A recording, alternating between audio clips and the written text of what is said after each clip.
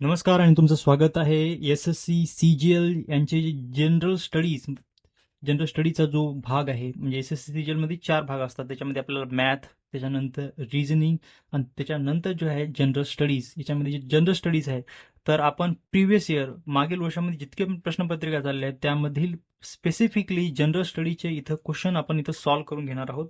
आणि कोणत्याही प्रकारचा उशीर न करता आपण सीधं जाऊया आपल्या प्रश्नपत्रिका सॉल्व्ह करण्यामध्ये. तर या ठिकाणी आपण स्क्रीनवर पाहू शकतो पहिला प्रश्न आहे. ही प्रश्नपत्रिका जी आहे ती एस-एस-सी सी-जी-एल 2024च्या 12 सप्टेंबरमध्ये शिफ्ट 2 मध्ये आलेली प्रश्नपत्रिका आहे ही. तर त्याच्यामध्ये पहिला प्रश्न आहे की भारतातील कोणती सार्वजनिक क्षेत्रातील खालीलपैकी उद्योग आहे. तर याच्यामध्ये आपल्याला 4 ऑप्शन आहेत आणि या 4 ऑप्शनपैकी आपण पाहू शकतो की पहिल्या पहिल्याच आपल्याला ओळख होईल की भारत हेवी इलेक्ट्रिकल लिमिटेड ही कंपनी जी आहे ती सार्वजनिक क्षेत्रातील एक उद्योग आहे. आणि या ठिकाणी आपण हे स्पष्टीकरण उत्तराचं पाहू शकतो. BHEL ही भारत सरकारच्या मालकीची सार्वजनिक क्षेत्रातील कंपनी आहे. इतर सर्व खासगी कंपन्या आहेत. आपण पाहू शकतो बजाज ॲटो, डाबर झाली, टाटा आयर्न स्टील कंपनी या सर्व या खासगी कंपन्या आहेत. तर आणि BHEL ही जी कंपनी आहे ही सार्वजनिक क्षेत्रातील कंपनी आहे. त्यानंतरचा पुढील प्रश्न आहे क्वेश्चन नंबर 2. भारतात प्रो कबड्डी लीग कोणत्या वर्षी सुरू करण्यात आली. तुम्ही पाहू शकता. जर तुम्हाला उत्तर माहित असेल तुम्ही कमेंटमध्ये सांगू पण शकता. तर इथे ती 4 ऑप्शन आहेत 2015, 2016, 2013 आणि 2014. तर भारतात प्रो कबड्डी लीगची सुरुवात कधी करण्यात आली. तर याचं योग्य उत्तर आहे 2014 साली. प्रो कबड्डी लीगची स्थापना 2014 मध्ये झाली आणि स्टार स्पोर्टने ती प्रसारित केली होती. असा प्रश्न येऊ शकतो की म्हणजे बघा या प्रश्नामध्ये हे प्रश्न विचारण्याचं मागचं कारण हे आहे की 2024 मध्ये हा प्रश्न विचारला होता आणि 2014 मध्ये प्रो कबड्डी लीगची स्थापना होऊन 10 वर्ष कंप्लीट झाली होती आणि त्यामुळे हा प्रश्न आला होता. आणि अशा प्रकारचा प्रश्न येऊ शकतो की बाबा स्टार जी हे आहे भारत प्रो कबड्डी लीग आहे तर ही ही कोण प्रसारित केली. त्याचं उत्तर योग्य उत्तर काय असणार आहे स्टार स्पोर्ट. आणि या ठिकाणी आपले जितके पण क्वेश्चन असणार आहेत या सिरीजमध्ये यामध्ये मी प्रयत्न केला आहे की पूर्ण जे सिरीजमध्ये जे क्वेश्चन आहेत ते क्वेश्चन असे असावे जे स्टॅटिक पोर्शन मधून आले. कारण की असे असू शकते की 2023चं जे करंट अफेअर आहे त्यावर आधारित 2024च्या परीक्षेमध्ये एस-एस-सी मध्ये काही प्रश्न आले असतील. परंतु आपण त्या प्रश्नाला स्किप करणार आहोत कारण की 2025च्या परीक्षेमध्ये या प्रश्नाला काही तेवढं जास्त महत्त्व देण्याची गरज नाही. त्याच्यानंतर क्वेश्चन 3 आपण पाहू शकतो. वेदांगे ही वैदिक शिक्षणाशी संबंधित सहाय्यक शास्त्रे एकूण किती आहेत.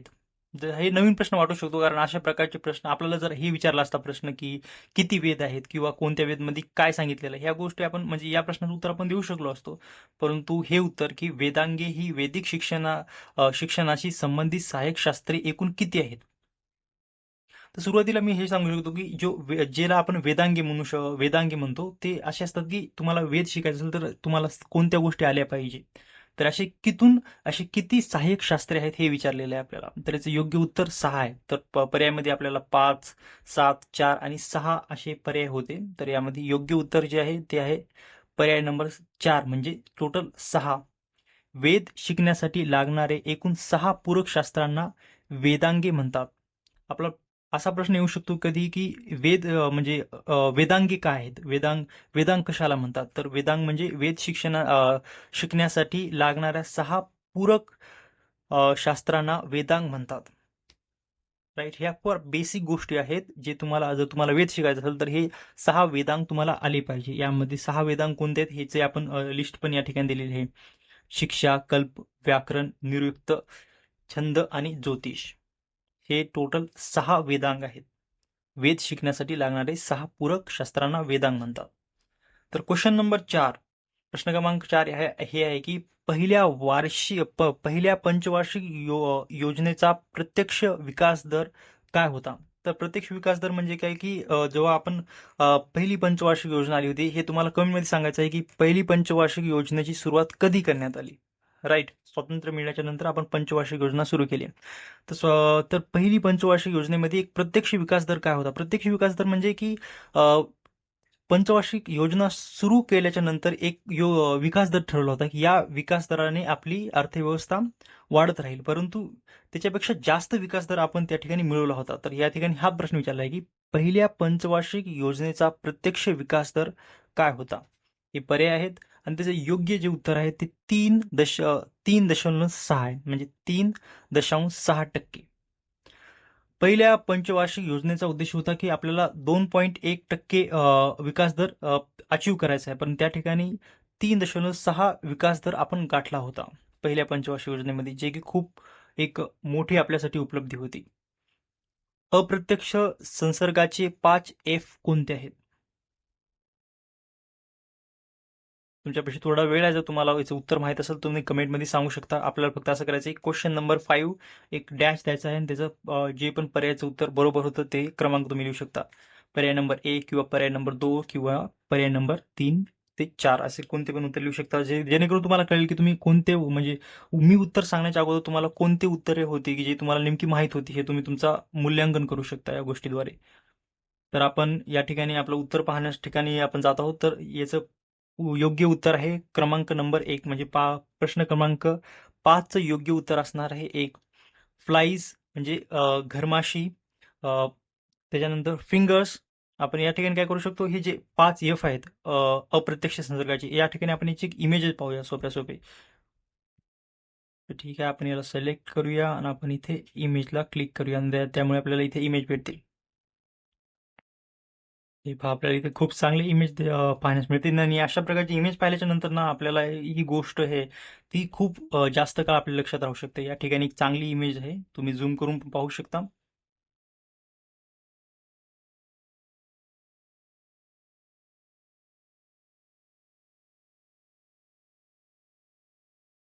एक, 2, 3, 4, 5. ठीक आहे. तर आता आपण जाणार आहोत क्वेश्चन नंबर 6. आणि या ठिकाणी क्वेश्चन नंबर 6 मी यामुळे स्किप केला असेल की कारण की क्वेश्चन नंबर 6 इनकम्प्लीट आहे, त्याच्यामध्ये कोणती तरी माहिती आहे जी अपुरेशी माहिती आहे, त्यामुळे आपण क्वेश्चन नंबर 6 स्किप केलेला आहे. आणि या ठिकाणी नेक्स्ट क्वेश्चन आहे की आशीर्वाद योजना कोणत्या राज्यांनी सुरू केली आहे?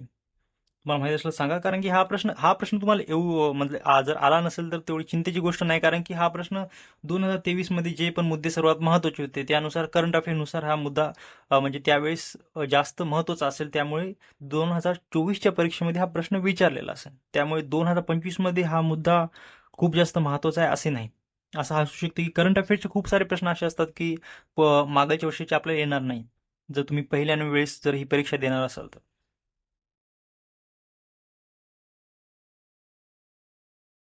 तर आशीर्वाद योजना पंजाब राज्याने सुरू केली. तर पंजाब सरकारने मुलींच्या विवाहासाठी ही योजना जुलै 2020 मध्ये सुरू केली. तरी पण एक मोठी लक्षात ठेवा, कारण अशा योजना खूप महत्वाच्या असतात. जर दुसऱ्या एखाद्या परीक्षेमध्ये पण तुम्हाला महत्वाचं, या योजना खूप महत्वाच्या असतात आपल्याला माहित आहे.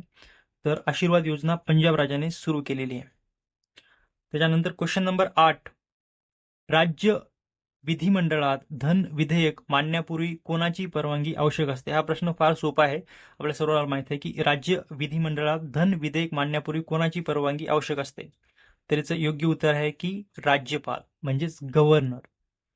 आणि केंद्रामध्ये कोणाची महत्वाची असते? जर आपल्याला लोकसभेमध्ये धन विधेयक मांडण्यापूर्वी कोणाची जी परवानगी आहे ती आवश्यक असते, तुम्ही कमेंटमध्ये सांगा. फार याचं मतलब यांचं हे जे उत्तर आहे, हे जे प्रश्न आहे फार सोपा आहे, सोपा कॅटेगरीमधला प्रश्न आहे राज्य व्यवस्थेमध्ये. तर राज्यपालाची परवानगी आवश्यक असते राज्य विधिमंडळात धन विधेयक मांडण्यापूर्वी. प्रश्न क्रमांक 9. 2011च्या जनगणनेनुसार स्त्री पुरुष साक्षरतेतील फरक किती होता? म्हणजे या ठिकाणी, आणि आपल्या सर्वांना माहिती आहे की दोन जे जनगणना असतात, खास करून आताची जनगणना म्हणजे आपल्या मागच जनगणना ती कधी झाली? 2011 साली. तर याच्यामधले खूप सारे, जसं की साक्षरतेचा फरक विचारला, किंवा पुरुष साक्षरता किती होती, स्त्री साक्षरता किती होती, जनरल गॅप इंडेक्स त्यावेळेस किती होता, या अशा प्रकारचे प्रश्न विचारले जाऊ शकतात. लिंग गुणोत्तर त्यावेळेसचं असे विचारले जाऊ शकतात प्रश्न. आणि 2011ची जनगणना खूप महत्वाची आहे. या परीक्षेत एसएससी सीजल नाही तर कोणत्याही पेपरसाठी 2011ची जनगणना खूप महत्वाची असते. तर या ठिकाणी फरक काय होता? तर आपल्याला फरक होता 16.68%. आणि या ठिकाणी जे बाकीचे ऑप्शन आहेत ते बाकीचे ऑप्शन तितके जास्त नाहीत, कारण इतका जास्त फरक नसतो. तर या ठिकाणी पाहू शकतो 2011 मध्ये जेव्हा जनगणना झाली तो पुरुष साक्षरतेचं प्रमाण होतं 82.14, 82.14. आणि स्त्री साक्षरतेचं जे प्रमाण होतं ते होतं की त्यामुळे टोटल जे फरक आहे दोन्ही मधला, कारण पुरुषाचं साक्षरता प्रमाण जास्त आहे आणि स्त्रियांचं कमी आहे, त्यामुळे फरक जे होता त्या दोघांमध्ये ते होता, साक्षरतेमध्ये फरक होता 16.68. हा, हे प्रश्न खूप महत्वाचा आहे. डिजिटल इंडिया मिशन कोणत्या वर्षी सुरू झाला? डिजिटल इंडिया मिशन कोणत्या वर्षी सुरू करण्यात आला? तर या प्रश्नाचं उत्तर तुम्हाला आलं पाहिजे. जर मग आलं नसेल तर आपण याविषयी खूप जाणून घेणार आहोत माहिती इंटरनेटवरून पण. तर तुम्ही या ठिकाणी कमेंटमध्ये सांगू शकता की डिजिटल इंडिया मिशन कोणत्या वर्षी सुरू करण्यात आलं? तर याचं योग्य उत्तर आहे 2014. अधिकारिक म्हणजे लॉन्च कधी करण्यात आलं? 1 जुलै 2015 रोजी, परंतु तयारी 2014 पासून सुरू झालेली आहे. आपण या चला ठीक आहे, आता आपण पुढचा प्रश्न या डिजिटल इंडिया क्रमांक 11 खालीपैकी कोणता खेळाडू हा टेबल टेनिसशी संबंधित आहे? खेळाडू, ही कोणती ट्रॉफी कोणत्या खेळाशी निगडीत आहे, अशा प्रकारचे प्रश्न पण एस एस सीजीएल मध्ये खूप विचारले जातात. त्यामुळे हा प्रश्न की खालीपैकी कोणता खेळाडू टेबल टेनिसशी संबंधित आहे, असा प्रश्न विचारलेला आहे. आणि याचं योग्य उत्तर आहे, थांबा, आपण या सर्व या खेळाडूचं काय करूया, आपण योग्य उत्तर तुम्ही इथं पाहू शकता. आपण काय करूया, एकदा या खेळाडूची चित्र पाहूया, म्हणजे तुम्हाला लक्षात येईल. कारण हा खेळाडू जेव्हा तुम्हाला टेबल टेनिस खेळताना दिसेल त्यावेळेस तुम्हाला जास्त चांगल्या प्रकारे ही गोष्ट लक्षात राहील.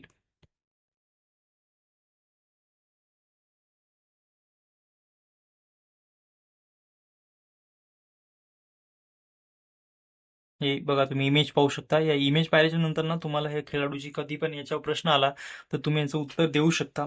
कधी कधी अशा प्रकारचे प्रश्न विचारू शकतात की एका खेळाडूचं नाव देणार आणि विचारणार की हा खेळाडू कोणत्या खेळाशी निगडीत आहे, किंवा असा प्रश्न किंवा असा प्रश्न, दोन्ही प्रकारचे प्रश्न विचारू शकतात. एक तर खेळाडूचं नाव देणार आणि विचारणार की हा खेळाडू कोणत्या खेळाशी निगडीत आहे, किंवा एखादा खेळाचं नाव देणार आणि म्हणाणार की हा खेळ खेळणारा कोणता खेळाडू खालीपैकी आहे. तर प्रश्न क्रमांक 12 मध्ये विचारलेला आहे की विजेच्या प्रवाहाने लाल प्रकाश उत्सर्जित करणारी वायू कोणती आहे? तर याचं योग्य उत्तर आहे निऑन. निऑन जे निऑन गॅस आहे, निऑन गॅस वायूमधून विजेचा प्रवाह दिल्यास तो लालसर प्रकाश निर्माण करतो, म्हणून साइन बोर्ड मध्ये याचा वापर केला जातो निऑन गॅसचा. आणि निऑन गॅस जी आहे निष्क्रिय वायू म्हणून ओळखली जाते. तर आपण एकदा काय करूया, याचं एकदा इमेज पाहूया.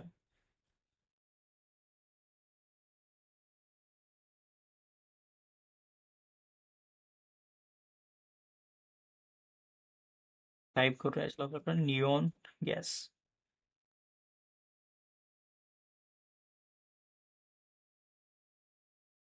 हे रेड कलर, विजेच्या प्रवाहाच्या नंतर रेड कलर.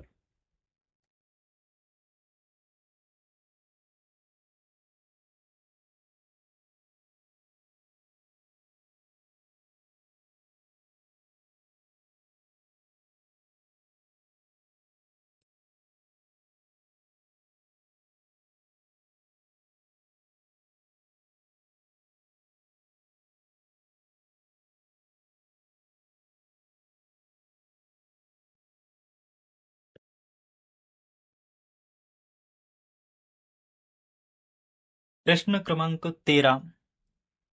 चंद बरदाई यांचे प्रसिद्ध साहित्यिक कार्य कोणते? चंद बरदाई यांनी कोणत्या साहित्याची रचना केली? चंद बरदाई यांचे प्रसिद्ध साहित्य कोणते? चंद बरदाई कशाचे लेखक आहेत? अशा प्रकारचे प्रश्न विचारतात. म्हणजे हा प्रश्न अलग अलग प्रकारे विचारला जाऊ शकतो. आणि योग्य उत्तर आहे पृथ्वीराज रासो. पृथ्वीराज रासो याचं योग्य उत्तर आहे. आणि हा प्रश्न अलग अलग शिफ्टमध्ये, म्हणजे 2024च्या एसएससी सीजीएल परीक्षेमध्ये अलग अलग शिफ्टमध्ये हा प्रश्न पाहायला मिळाला होता, कारण की हा प्रश्न खूप महत्वाचा आहे. तर आपण काय करूया, एकदा पृथ्वीराज रासो एकदा क्लिक करूया यावर, आणि त्यामुळे आपल्याला लेखक आणि याची इमेज पण भेटून जाईल या पुस्तकाची. एक महाकाव्य आहे.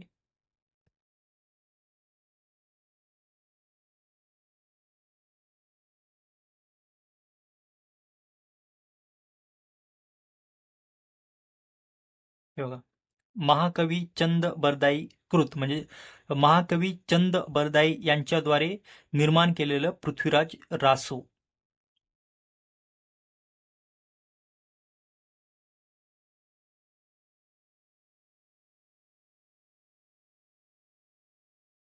पृथ्वीराज रासो हे पृथ्वीराज चव्हाणवर आधारित महाकाव्य आहे.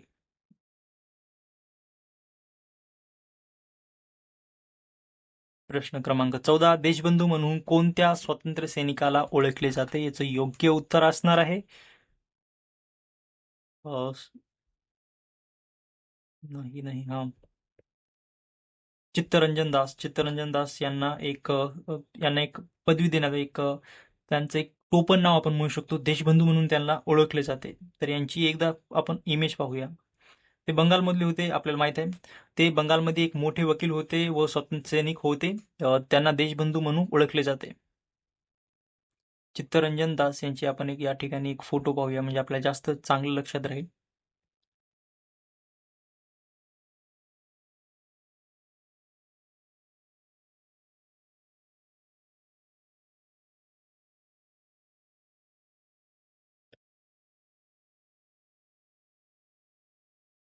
त्यानंतर प्रश्न क्रमांक 15.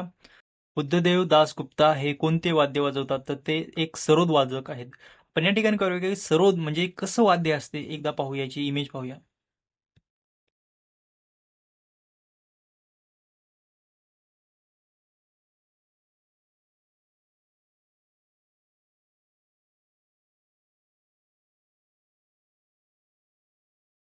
सरोद हे अशा प्रकारचे एक साहित्य असते.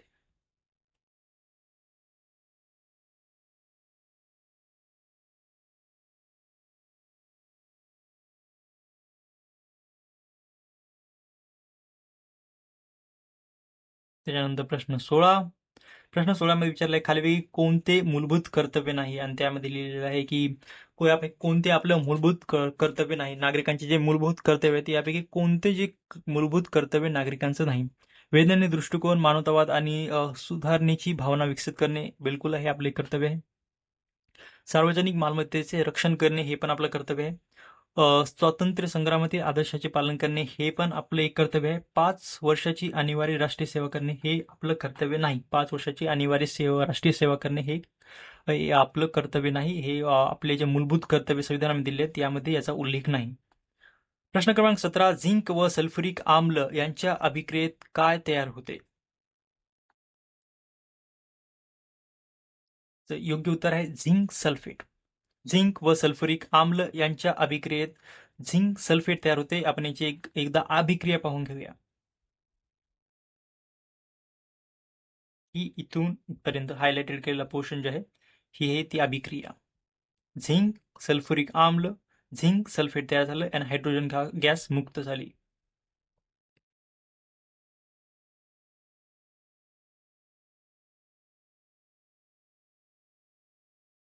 राईट, ही ती रिएक्शन. कधी कधी असं विचारलं शकतं की झिंक आणि सल्फ्युरिक आम्ल यांची रिएक्शन झाल्याच्या नंतर, यांची अभिक्रिया झाल्याच्या नंतर कोणता वायू बाहेर पडतो? त्याचं योग्य उत्तर काय असणार? हायड्रोजन वायू. पुन्हा एकदा याची इमेज पाहून घेऊया आपण या रिएक्शनची.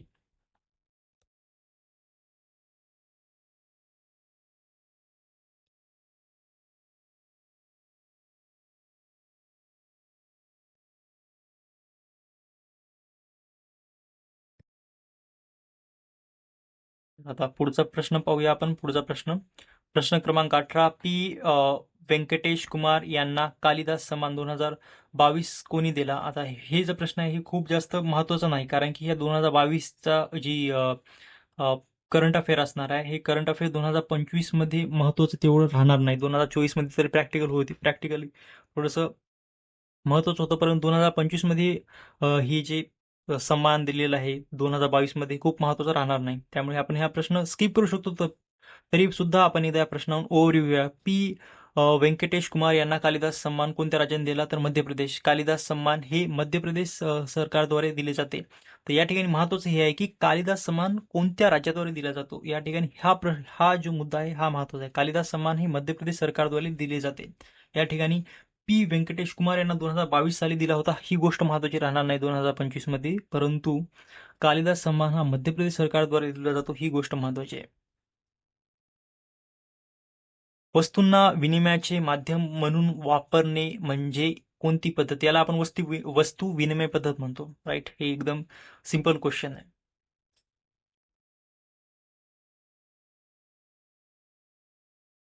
बार्टर सिस्टीम म्हणून ओळखली जाते वस्तू विनिमय, मराठीमध्ये आपण वस्तू विनिमय म्हणतो.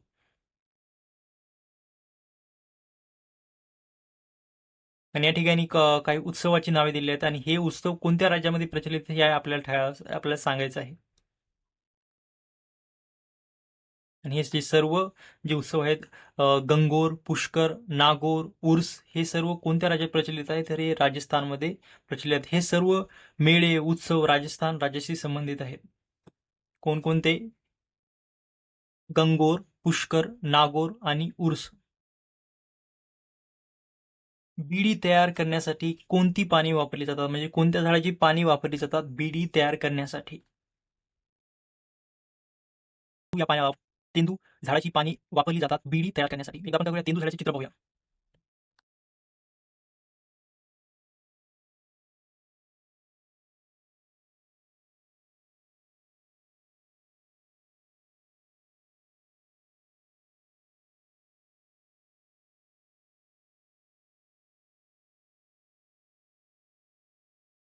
तर या झाडाची पाने वापरली जातात बीडी तयार करण्यासाठी. हे जे झाड आहे ते तेंदूचं झाड आहे.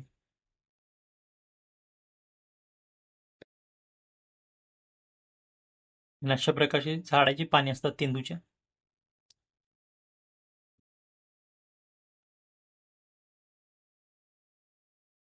खालीलपैकी कोणते डोंगर पूर्व घाटात आहेत? पूर्व घाट म्हणतो. तर महाराष्ट्र साईडचे जे एरिया आहे ते पश्चिम घाटात येणार. तर पूर्व घाटामध्ये कोणते डोंगर आढळतात? तर तामिळनाडूमध्ये जे शिवराय डोंगर आहेत हे पूर्व घाटाचा भाग आहे. आपण काय करूया, शिवराय टेम्पल, शिवराय हिलची एकदा इमेजेस पाहूया. अशा प्रकारे दिसतात शिवराय हिल्स.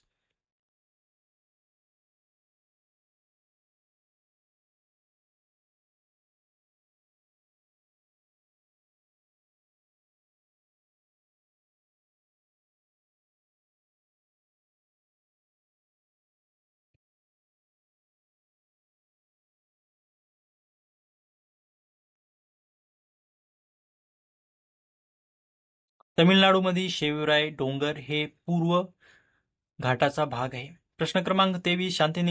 शांतिनिकेतनची स्थापना कोणी व केव्हा केली? हा प्रश्न पण दोनदा रिपीट झाला, अलग अलग बॅच मध्ये रिपीट झाला हा क्वेश्चन. म्हणजे 2024च्या SSCGLच्या परीक्षेमध्ये अलग अलग प्रश्नपत्रिकेमध्ये हा प्रश्न विचारला होता. याच्या मागचं कारण हे होतं की 2024 मध्ये शांतिनिकेतनला याच्या मागचं कारण हे आहे की 2024 मध्ये शांतिनिकेतनला युनेस्को साईट म्हणून घोषित करण्यात आलं होतं आणि त्यामुळे सांस्कृतिक विरासत असल्यामुळे शांतिनिकेतनवर प्रश्न विचारला होता. तर आपल्याला माहित आहे की रवींद्रनाथ टागोरनी शांतिनिकेतनची स्थापना केलेली आहे, पण कोणत्या वर्षी केलेली आहे जर आपल्याला हे माहिती असेल तर रवींद्रनाथ टागोर यांनी 1901 मध्ये शांतिनिकेतनची स्थापना केलेली आहे. शांतिनिकेतन हे 1901 मध्ये टागोर यांनी सुरू केले, जे नंतर विश्वभारती. Question number 24. मृणालिनी साराभाई यांनी स्थापलेली संस्था कोणती आहे? यांनी स्थापन केलेली संस्था कोणती आहे? कधी कसं आहे माहिती आहे का, हे जे प्रश्न आहेत हे प्रश्न हिंदीमध्ये विचारले, त्यामुळे याला मराठीमध्ये ट्रान्सलेट करण्यासाठी मी एआयचा वापर केला. त्यामुळे कधी कधी असे प्रश्न जसे की स्थापलेली संस्था, या ठिकाणी असं पाहिजे होते की स्थापन केलेली संस्था कोणती. ठीक आहे, काही काही जे असे असतात ट्रान्सलेशन करताना ते 100% शुद्ध मराठीमध्ये होत नाहीत. आपण या ठिकाणी आपण समजू शकतो या गोष्टीला. डायरेक्टली आपण उत्तर पाहूया. ही जी संस्था आहे, संस्थेची एकदा आपण image, academy of performing arts. Mrinalini Sarabhai यांनी अहमदनगरमध्ये ही संस्था स्थापन केली आहे. तिचं नाव आहे Darpana academy of performing arts.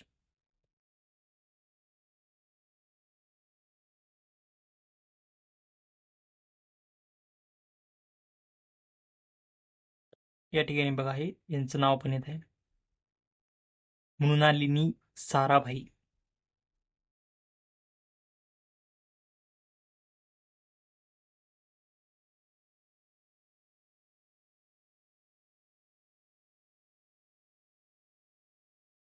अशा प्रकारचा त्या अकॅडमीचा लोगो आहे.